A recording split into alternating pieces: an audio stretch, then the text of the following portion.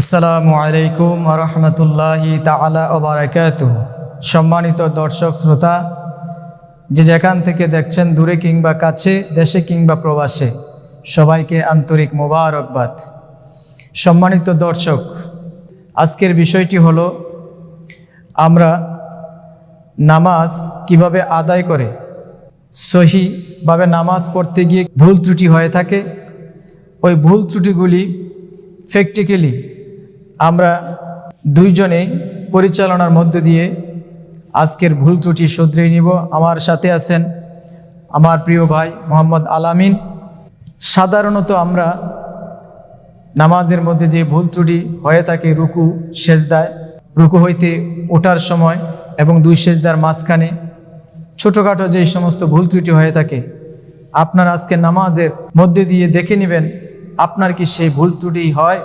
যদি হয়ে থাকে, আজকে এই ভিডিওর মাধ্যমে অবশ্যই সেটা শুধরে নেবেন।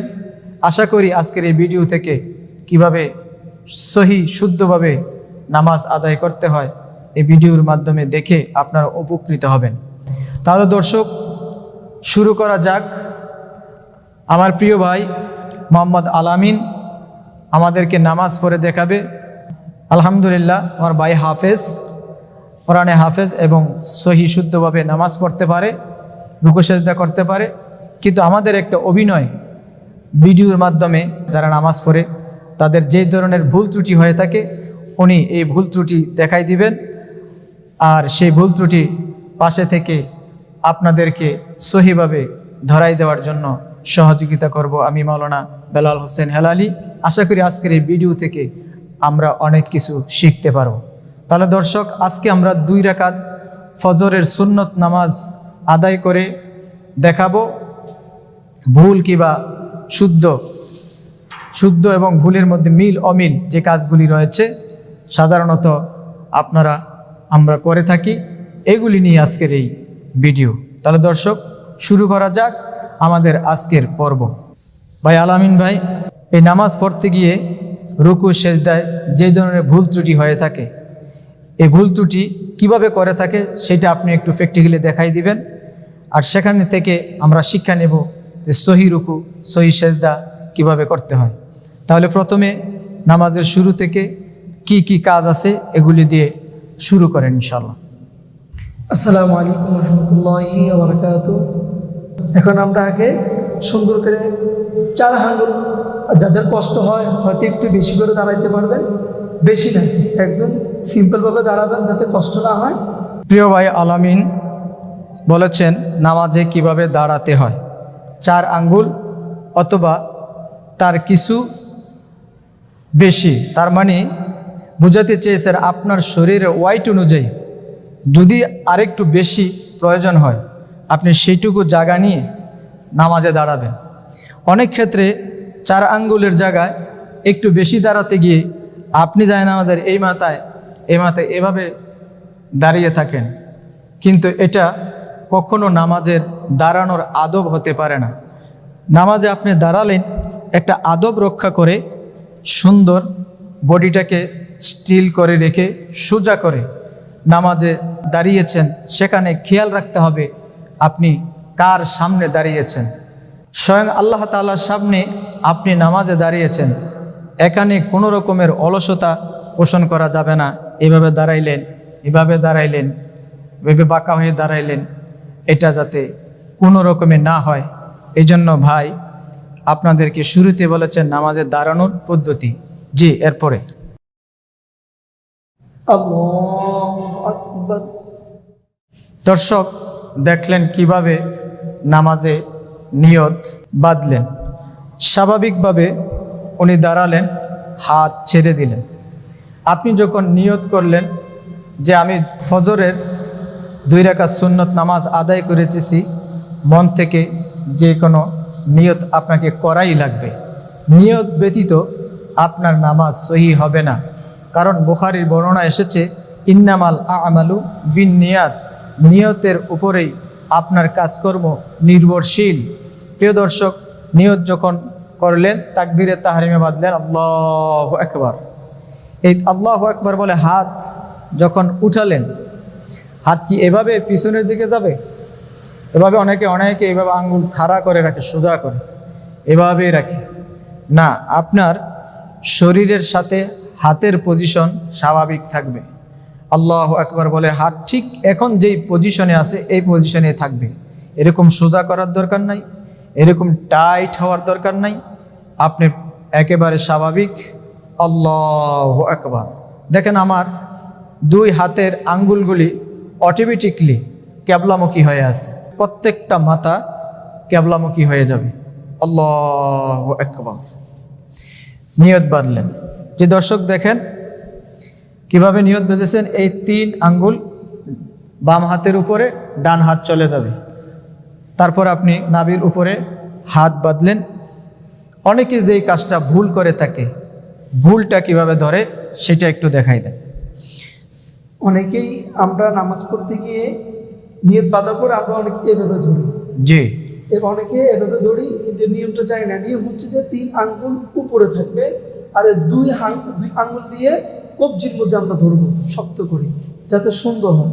যে দর্শক বুঝতেই পারছেন কি ধরনের ভুল সাধারণত হয়ে থাকে। অনেকে নিয়ত আল্লাহু আকবার বলে এভাবে ধরে থাকে, মানে অলসতা। নামাজের মধ্যে কোনো রকমের অলসতা পোষণ করা যাবে না। অনেকে এইভাবে, অনেকে এইভাবে, অনেকে এইভাবে। নিয়ত বাঁধার একটা আদব, সেটা হলো এই 2 আঙ্গুল দিয়ে এইখানে প্রথমে ধরে 3 আঙ্গুল এই বাম হাতের উপরে রেখে দিলাম, তারপর আমি সোজা হয়ে দাঁড়িয়ে গেলাম। এটা হলো আপনার নিয়ত বাঁধার সহি সিস্টেম। যে এরপরে নিয়ত বাঁধার পরে কি করা লাগবে? নিয়ত বাঁধার পর আমরা ছানা পড়ব। ছানা পড়ার পর আউযুবিল্লাহি মিনাশ শাইতানির রাজিম বিসমিল্লাহির রহমানির রহিম পড়ে সূরা ফাতিহা পড়ব আমরা। জি দর্শক, আমরা জানি যে নিয়ত বাঁধার পর ছানা পড়া লাগে। যেই ছানা পড়া লাগে অধিকাংশ নামাজি বা মুসল্লি দর্শক ছানা কি সেটাও জানে না, জানলেও মুখস্থ জানে না। কিভাবে পড়া লাগে সেই পড়াটাও আজ পর্যন্ত অনেকেই শিখে নাই। ছানা মানে নামাজের শুরুতে আল্লাহর প্রশংসা কৃত কিছু বাক্য এই দোয়ার মাধ্যমে রয়েছে, সেগুলি পড়তেই হয়। সুবহানাকাল্লাহুম্মা ওয়া বিহামদিকা ওয়া তাবারাকা ইসমুকা ওয়া তাআলা জাদ্দুকা ওয়া লা ইলাহা গায়রুক। ছানা পড়ার পর যে আউযুবিল্লাহ বিসমিল্লাহ পড়া লাগে এইটাও অনেকে জানে না। আপনি নিয়ত বাঁধার পর ছানা পড়বেন, ছানা পড়ার পর আউযুবিল্লাহি মিনাশ শাইতানির রাজিম বিসমিল্লাহির রহমানির রহিম, তারপরে সূরা ফাতিহা পড়া লাগে। জি, আলহামদুলিল্লাহি রাব্বিল আলামিন আর রহমানির রহিম মালিকি ইয়াউমিদ্দিন ইয়াকা না'বুদু ওয়া ইয়াকা নাস্তাঈন ইহদিনাস সিরাতাল মুস্তাকিম সিরাতাল লাযীনা আন'আমতা আলাইহিম গায়রিল মাগদুবি আলাইহিম ওয়ালাদ-দাল্লিন।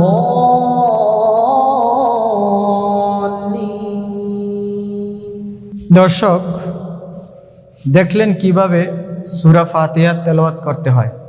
সূরা ফাতিহা তেলাওয়াত করতে গিয়ে তাড়াহুড়া করা যাবে না। আলহামদুলিল্লাহি রাব্বিল আলামিন রহমানির রহিম মালিকি ইয়াউমিদ্দিন ইয়্যাকা ওয়ালাদ-দাল্লিন আমিন, এরকম তাড়াহুড়ার তেলাওয়াত অনেক ভুল হয়ে থাকবে। আয়াত ছুটে যাবে, শব্দ ছুটে যাবে, অর্থ পরিবর্তন হয়ে যাবে। তাই সুন্দরভাবে নামাজে সুরলিতভাবে ধীরস্থিরভাবে ওয়ারাত্তিলিল কুরআনা তারতিলা, তারতিলের সহিত তেলাওয়াতটা করতে হবে।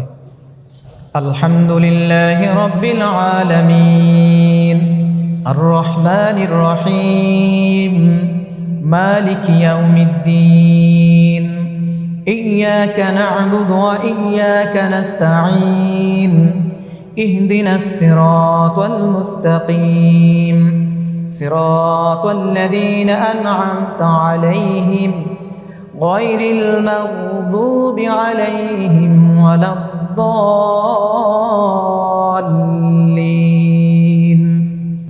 আমিন। দর্শক, সূরা ফাতিহা পাঠ করার পর অবশ্যই আমিন বলবেন। এরপর আরেকটি সূরা মিলাতে হবে। জি।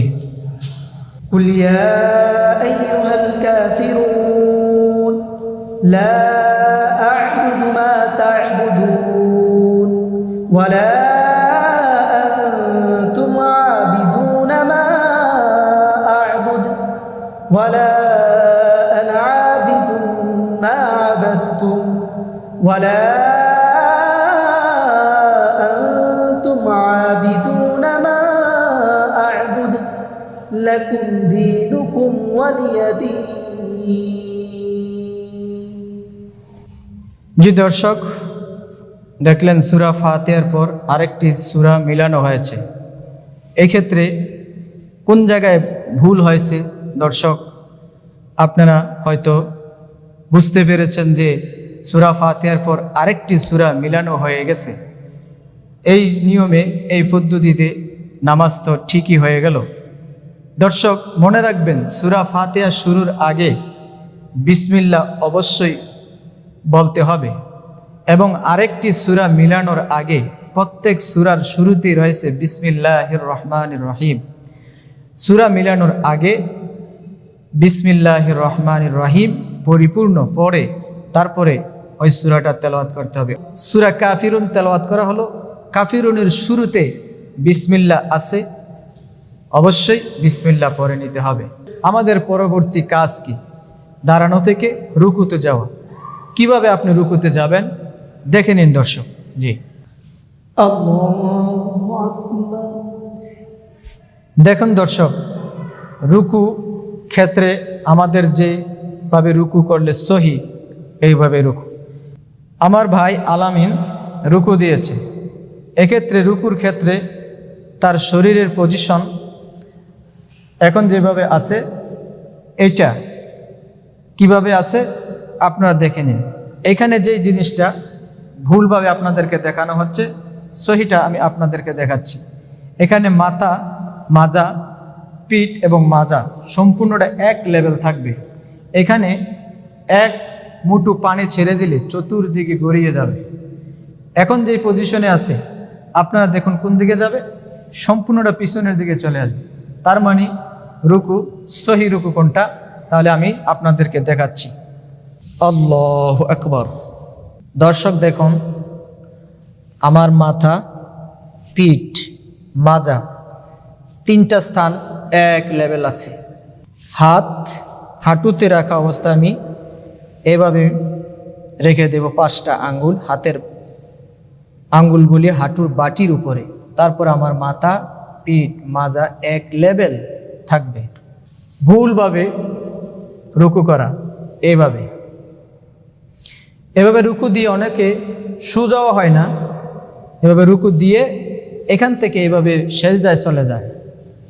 এই ভুল ত্রুটি শতকরা 30 থেকে 40% মুসল্লি করে থাকে। এই অলসতার কারণে, আপনার রুকু সেজদা না হওয়ার কারণে আপনার নামাজে বড় ধরনের ভুল হয়ে থাকে, ত্রুটি হয়ে থাকে। প্রিয় দর্শক, তাহলে দেখলেন রুকু কিভাবে করতে হয়। এখন রুকু হইতে সোজা হয়ে দাঁড়ানো কি ওয়াজিব। রুকুতে আপনি যতক্ষণ অবস্থান করবেন, ঠিক দাঁড়িয়ে ততক্ষণ। রুকু হইতে সোজা হয়ে কিভাবে ওঠে এবং এর কি বলে দাঁড়াতে হয়, পরবর্তীতে কি পড়তে হয় একটু দেখুন। আমি রুকুতে গেলাম, আল্লাহু আকবার, সুবহান রব্বিয়াল আযীম, সুবহান রব্বিয়াল আযীম, সুবহান রব্বিয়াল আযীম। এখানে তাড়াহুড়া করে সুবহান রব্বিল আযীম, সুবহান রব্বিল আযীম, সুবহান রব্বিল আযীম, শব্দের মধ্যে উচ্চারণে কোনো রকমের ভুল করা যাবে না। শুদ্ধভাবে উচ্চারণটা যাতে হয় 3 বার, 5 বার, 7 বার তাসবিহ পড়ে। তারপরে দাঁড়িয়ে গেলাম, সামি আল্লাহু লিমান হামিদা, দাঁড়াইলাম সোজা হয়ে। সামি আল্লাহু লিমান হামিদা করে যখন দাঁড়িয়ে যায়, তখন আপনি আরেকটা শব্দ বলবেন, সেটা হলো রব্বানা ওয়ালাকাল হামদ। এতটুকু বললে যথেষ্ট। যদি আপনি দেরি করে, লম্বা করে রুকু হইতে সোজা হয়ে দাঁড়াতে চান, তাহলে অতিরিক্ত শব্দ বাড়াতে পারেন, হামদান কাসীরান তাইয়িবান মুবারাকান ফি। দর্শক, সামি আল্লাহু লিমান হামিদা বলে দাঁড়াইলাম, তারপরে রব্বানা ওয়ালাকাল হামদান কাসীরান তাইয়িবান মুবারাকান ফি, এই শব্দগুলি বলতে আমার কতটুকু সময় প্রয়োজন, তা না করে আল্লাহু আকবার সামি আল্লাহু লিমান হামিদা কইয়া তাড়াহুড়া করে নামাজে চলে যায়। অনেকে এই ভুল করে থাকে। দর্শক, এটা নামাজের জন্য অত্যন্ত গর্হিত কাজ। গেল রুকু, আসেন এবার সেজদায়।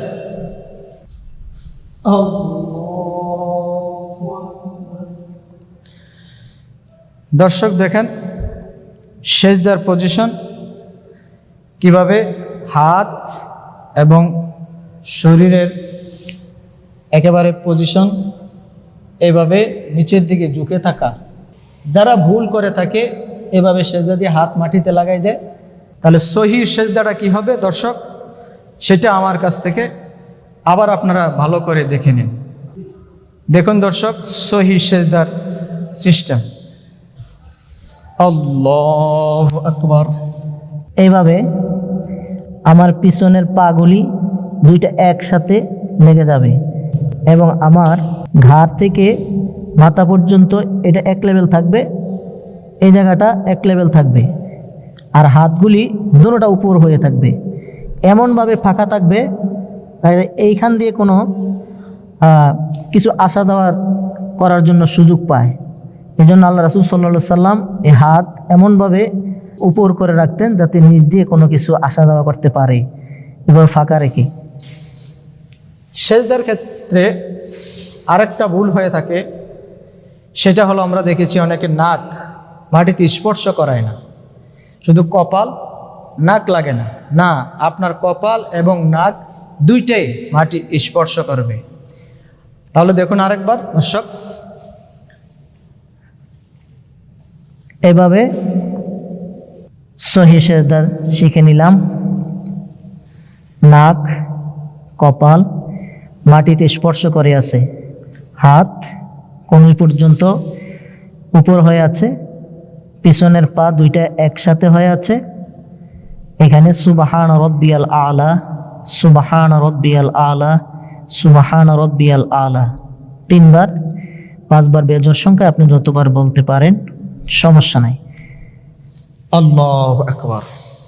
এই যে বসে গেলাম, এখন এই বসার সিস্টেমটা কি, হাত কি এভাবে থাকবে, ঠিক এই পজিশনে থাকবে। আপনার শরীরের পজিশন ঠিক এইরকম থাকবে, সোজা, কোনো নড়াচড়া করা যাবে না, এদিক ওদিক তাকানো যাবে না।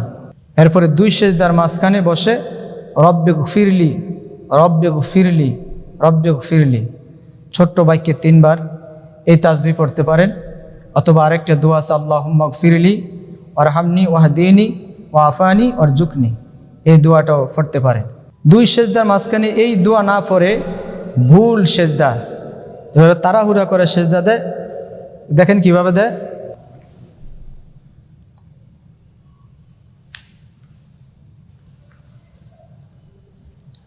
দর্শক, এখানে এক তাড়াহুড়ার সেজদা হলো, দেখলেন কিভাবে 2 সেজদার মাঝখানে অন্তত এক তাসবিহ পরিমাণ যেখানে অপেক্ষা করার কথা সেখানে তা না করে কোনো রকমে উঠে আবার আরেকটা সেজদা দেয়। এর মধ্যে সবচেয়ে বড় ধরনের ভুল আরেকটা হয়ে থাকে, সেটা হলো এই যে তাড়াহুড়ার সেজদা। দর্শক, আপনারাই বলেন সেজদা কি হয়েছে? না, সেজদা হয় নাই। 2 সেজদার মাঝখানে সোজা হয়ে বসা ওয়াজিব, ওয়াজিব ভঙ্গ হয়ে গেলে সুসেজদা দেওয়া লাগে। ইচ্ছে করে যদি আপনি বারবার ওয়াজিব ভঙ্গ করেন, নামাজই ভঙ্গ হয়ে যাবে, নামাজ ফাসেক হয়ে যাবে, তাহলে আবার দৌড়াইয়া নামাজ পড়তে হবে। তাহলে দর্শক, এই ভুল ত্রুটি অহরহ আমাদের কিছু মুসল্লির হয়েই থাকে। এগুলি শুধরিয়ে নেওয়ার জন্য আজকে আমাদের এই আয়োজন। তাহলে আমরা আরেক রাকাত নামাজ, প্রথম রাকাতে দেখাই দিলাম রুকু সেজদা, নামাজের দাঁড়ানো পদ্ধতি থেকে শুরু করে শেষ পর্যন্ত। দ্বিতীয় রাকাত নামাজ পরিপূর্ণভাবে কিভাবে আদায় করে সেটা আপনারা দেখে নেবেন।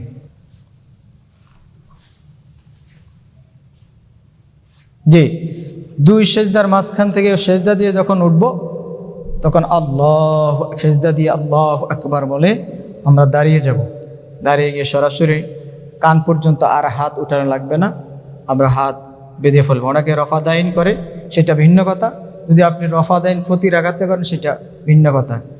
কিন্তু একবার প্রথমে তাকবীরে তাহরিমা বলার পর ইমাম আবু হানিফা রহমতুল্লাহ আলাইহির অনুসারী এবং তার শিক্ষা অনুযায়ী একবার করলেই হয়ে যাবে। দ্বিতীয়বার আর হাত কান পর্যন্ত উঠালাম, আমরা সরাসরি নিয়ত বেঁধে বিসমিল্লাহ বলে সূরা ফাতিহা শুরু করব। জি, এখন আমরা আবার সূরা ফাতিহা তেলাওয়াত করব। সূরা ফাতিহা তেলাওয়াত করার পর আমরা আরেকটা সূরা পড়ে নেব।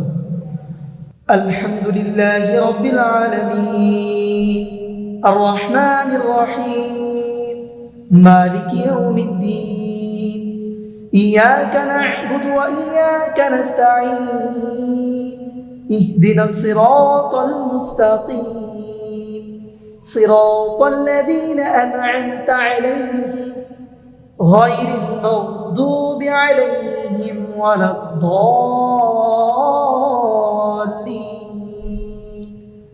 آمين بسم الله الرحمن الرحيم إذا جاء نصر الله والفتح ورأيت الناس يدخلون في دين الله أفواجا فسبح بحمد ربك واستغفر إنه كان توابا।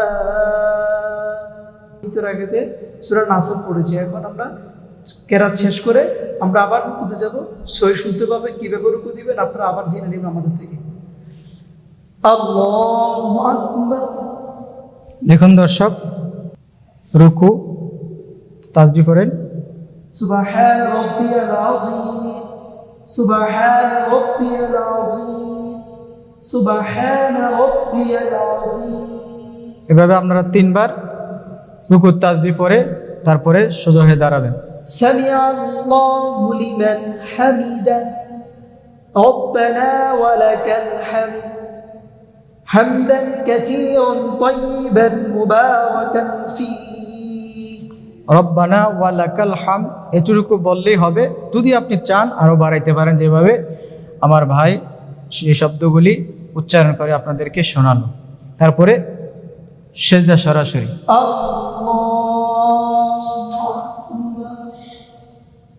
দেখুন দর্শক কিভাবে সেজদা, মাথা এবং পিছনের অংশ, হাতের অংশ, এরপরে সেজদা গিয়ে সেজদার তাসবিহ।